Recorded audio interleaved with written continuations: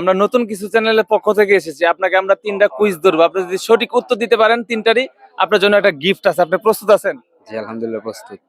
আপনার জন্য আমার প্রথম প্রশ্ন, কোন নবী মাছের পেটে থেকেও জীবিত ছিলেন? খুবই সহজ প্রশ্ন, কিন্তু কোন নবী মাছের পেটে থেকেও জীবিত ছিলেন?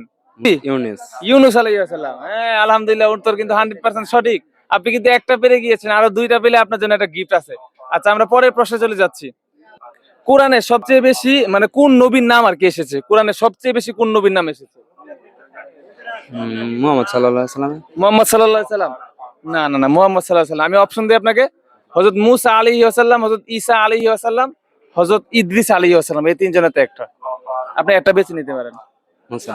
মুসা আলাইহিস সালাম।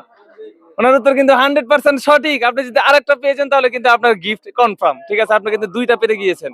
যাই হোক, আমাদের শেষ প্রশ্ন, পৃথিবীর সবচেয়ে বড় মরুভূমির নাম কি? মরুভূমি। হ্যাঁ, সময় কিন্তু 5 সেকেন্ড থাকবে। 5, 4, মহাসাগর। মহাসাগর। মরুভূমি, সাগর না।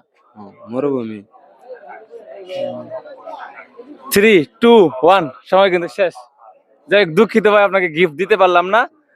এটার উত্তর কি হবে অবশ্যই কমেন্ট বক্সে জানাবেন। আর আপনার সময় নষ্ট করার জন্য দুঃখিত। জি, ধন্যবাদ। ঠিক আছে।